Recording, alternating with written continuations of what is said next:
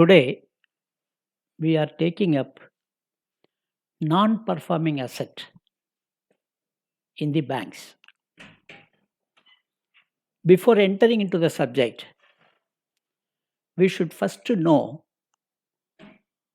what do you mean by asset in a bank and what is meant by liability. See, in a bank, when the bank is started, the promoters might have invested some money, say 10 crores or 50 crores, etc. And they have certain assets, or they may have had certain government securities. These are all the properties of the promoters of the bank. These are all simply called assets. In addition to this, remember, the other side is liabilities. All deposits put forth by the depositors, clients, customers in the banks are actually liabilities. Because suppose I am depositing 1 lakh rupees in the bank in a savings account, the bank has to return that 1 lakh rupees and also the interest. So that 1 lakh rupee that deposited by me is a liability for the bank.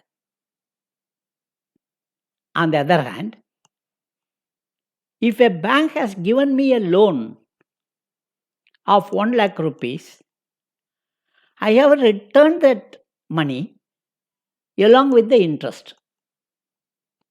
So, every loan is an asset for the company, for the bank. So, remember, non-performing asset means the asset, that is the loan, is not performing. Then what do you mean by performing asset? If I have taken a loan of 1 lakh rupees and if I am not paying the loan, then that asset is not performing. So, in other words, performing assets are those of the loans which are repaid on time. Non-performing assets are those assets which remain defaulted. So, this is called non-performing assets. As you know, the non-performing asset in 2008, it was only 2%. In 2019, it is 9.3%. Roughly, rupees 10 lakh crore has come as a non-performing asset. That is, for every 100 rupee the bank has given as a loan, 10 rupee will not be returned. This is the situation of non-performing asset. How it has happened, who are responsible, that is a different question. And what are the various instrumentalities to identify, to recover the NPA, that is a different topic. Now we will know what do you mean by standard asset, what is stressed asset, what is the classification of NPA, etc. Now, what is standard asset? I have already told you the promoter's money, that is an asset. And standard asset are the loan which is repaid on time. That is standard asset. Then what is trust asset? The assets, that is the loans, which are facing stress is called stressed asset. The components of what is known as stressed assets are: number one, non-performing asset; number two, restructured assets; number three, write-off. So these are all the three components of stressed assets. Before taking up NPA, first let us see what is restructured asset. Restructured asset means the asset which has been restructured. For example, let us say I have taken a loan of 1 lakh rupees to be payable in 10 installments of 1000 rupees each month. So each month 1000 rupees, 10 installments, 1 lakh rupees. And the interest will be payable in the 11th installment. No, I have not paid the money, the loan. I have not returned the loan. Now the bank is calling me. Why you are not returning?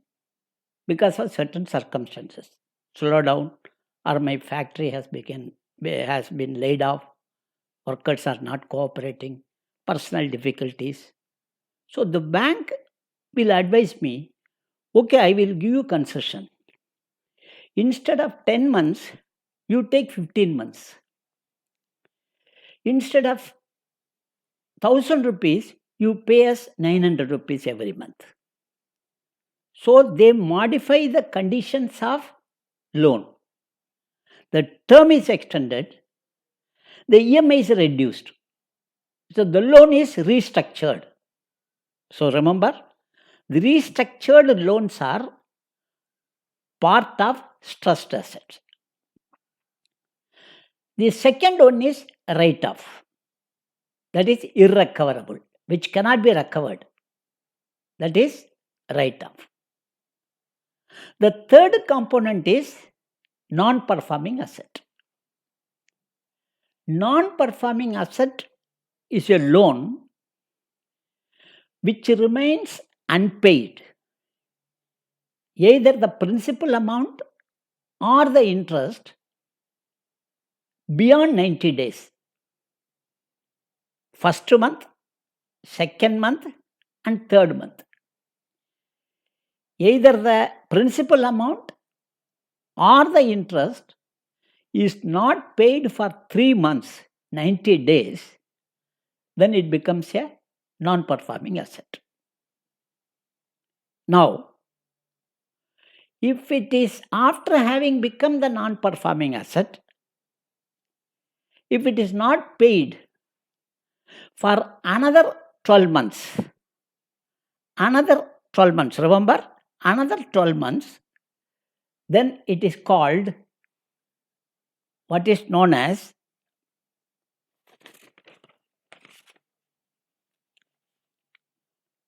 substandard asset. So remember, first 3 months, it becomes NPA. After becoming NPA, 12 months. That means 15 months. From the original default, 15 months. That is substandard. And having remained substandard for 12 months again, that becomes doubtful asset.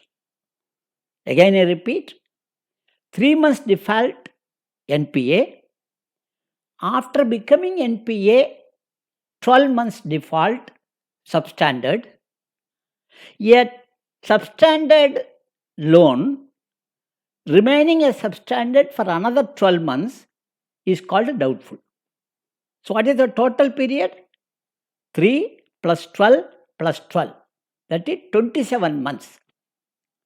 If a loan has become unpaid, has not been paid for 27 months, 3 plus 12 plus 12, then it is ripe for write-off.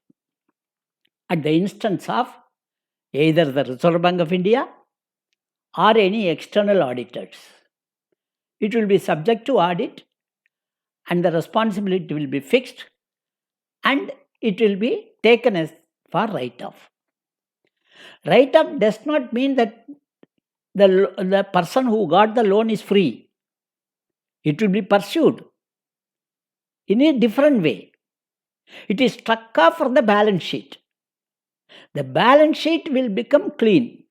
Remember, don't confuse with loan write-off and loan waiver. Loan waiver, you need not pay. You are not being prosecuted. Nothing, you will not be chased. On the other hand, if the loan is written off, it has to be paid. It will be pursued by the bank.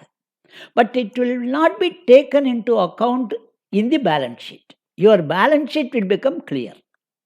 That is the difference between the loan waiver and loan write-off. Now coming back to NPA, when a NPA, before becoming, you wait for 3 months. That is first month, second month, third month. So normally let us say, I have given a loan of 1 lakh rupees to my neighbor. And he promises me that he will pay every month 1000 rupees for 10 months or whatever it is. 10,000 rupees I have given or 1 lakh rupees given. He promised me to pay 10,000 rupees every month. Now, first month he has not paid. I will not keep quiet. Prudence demands that I should chase him in the first month itself. So, what RBI did is, instead of waiting for 3 months, you pursue from the first day of default itself. So, they have introduced a system of special mention account. They divided into 3 categories. Special mention account 0, special mention account 1, and special mention account 2. Special mention account 0 is first day of default to 30th day. Then second is, that is SMA 1 is 31 days to 60 days. SMA 2 is 61 days to 90 days. So, before NPA, the categorization of NPA, potential NPA, the categorization is SMA 0, SMA 1 and SMA 2. This is the recent introduction. So remember, we have seen now what is standard asset, what is trust asset, what are the components of stressed asset, NPA, restructured asset and write-off. Then what is restructured asset? What is written off? What is the difference between waiver and written off? And what are the classifications of NPA? And before becoming a NPA, how do you classify the potential NPAs? That is SMA 1, SMA 0, SMA 1 and SMA 2. What are the instrumentalities adopted by RBI or implemented by the government and by RBI to recover the NPA? That we will see in the next class. Thank you.